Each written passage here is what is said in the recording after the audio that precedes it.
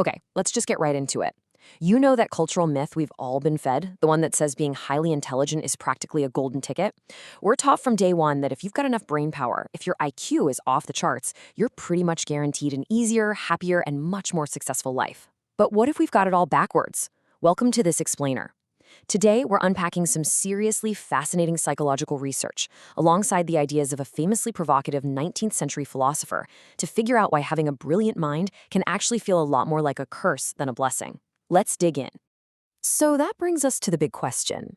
Does a higher IQ actually guarantee happiness? Well, the short answer is a hard no. Look at the famous longitudinal study initiated by Lewis Terman. This is the guy who actually revised the Stanford Binet intelligence scales, so he knows his stuff. Terman tracked a group of kids with exceptionally high IQs throughout their entire lives. And honestly, the results were kind of shocking. He found that these gifted individuals didn't end up significantly happier than folks with average or even lower IQs. Their rates of divorce, alcoholism, and suicide right in line with the national average. As the research basically concludes, at best, a massive intellect makes absolutely no difference to your life satisfaction, and at worst, it can actually mean you feel less fulfilled. All right, moving to section 1, the internal burdens, or the psychological toll of a high IQ. To really grasp why this happens, we have to look inward first. Modern psychology has nailed down a few specific internal burdens that come with being really smart. First off, because highly intelligent people know they're smart, they tend to set these incredibly lofty, sometimes literally impossible expectations for themselves, and that just leads to chronic disappointment. They're also super prone to anxiety and overthinking. I mean, a highly active mind can obsess over the smallest, most random detail at 2 in the morning, making something as basic as falling asleep a total struggle. Plus, because they often breeze through learning when they were kids, they sometimes never actually develop perseverance or self-discipline. So when they finally hit a real challenge outside their comfort zone, they might just completely check out. Add in a tendency to live entirely inside their own heads, totally disconnected from their emotions, along with the sheer frustration of having to constantly dumb down their thoughts just to be understood, well, you start to see the heavy toll it takes. It actually perfectly illustrates the ultimate internal trap of the genius, captured in this famous quote from Thomas Gray, "Where ignorance is bliss, 'tis folly to be wise."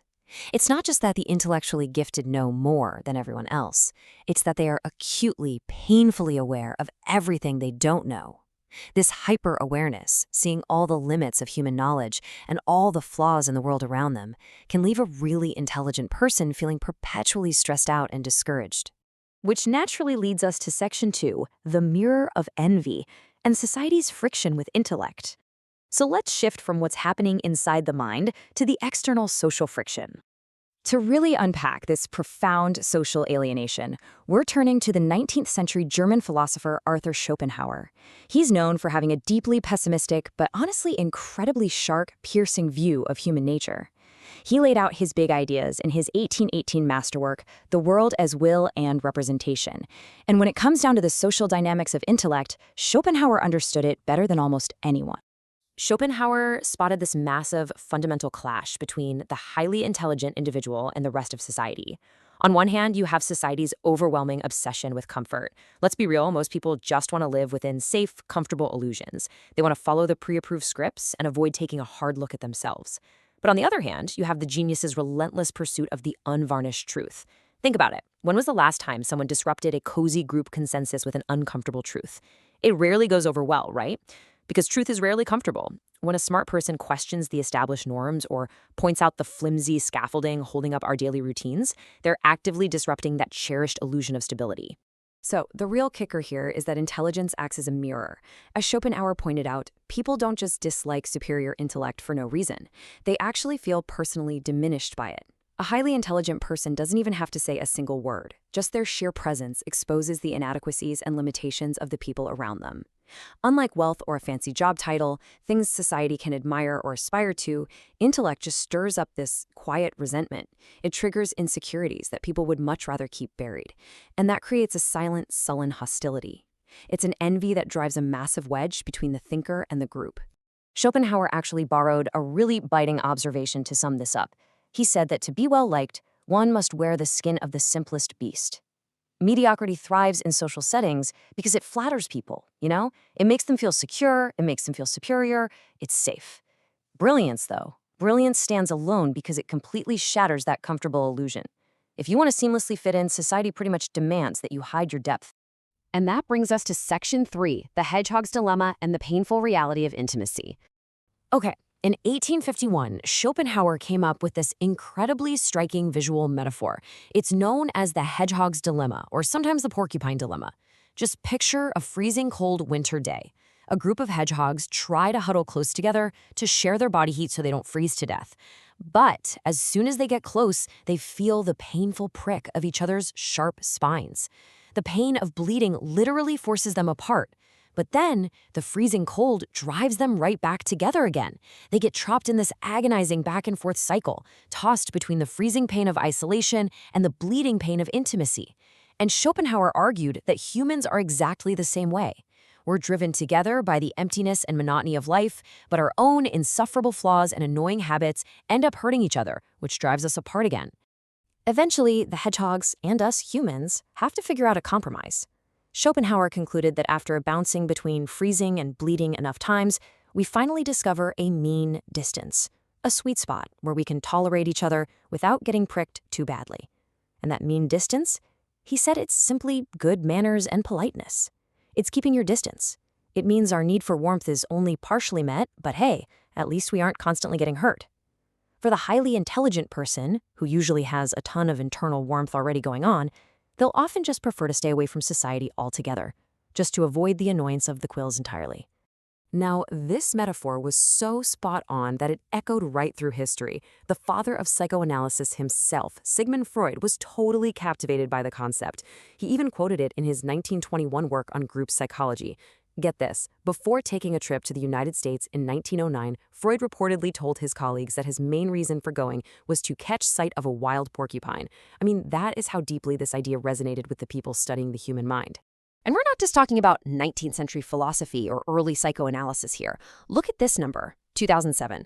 That is the year modern social psychology, specifically a team led by John Manner, actually put Schopenhauer's porcupine problem to the test empirically.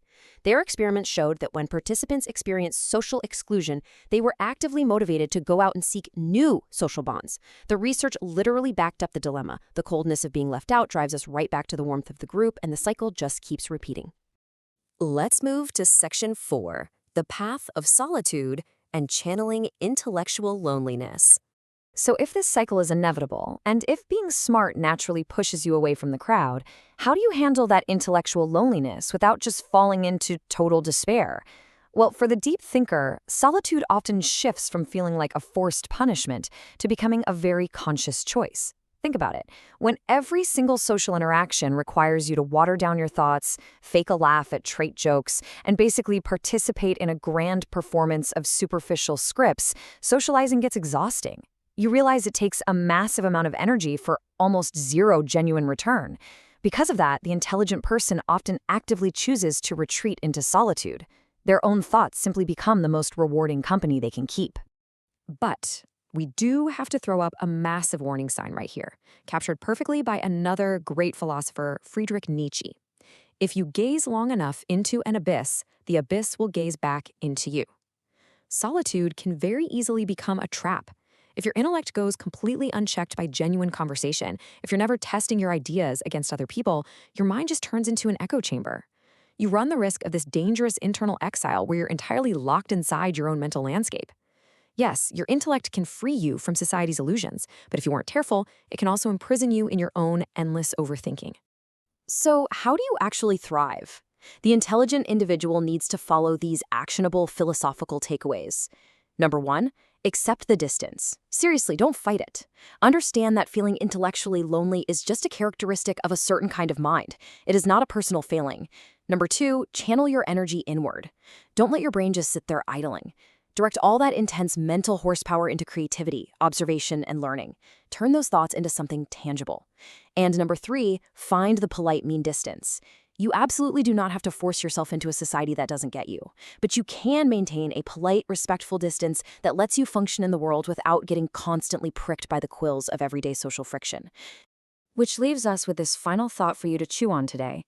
If you have ever felt shunned just because you think differently, or if you find yourself exhausted by the sheer superficiality of the world around you, remember, You have a choice.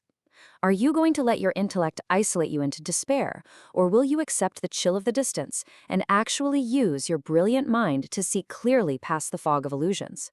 The path of brilliance is definitely a lonely one for sure, but it is also the very thing that shapes the future. Thank you so much for joining me for this explainer, and keep exploring.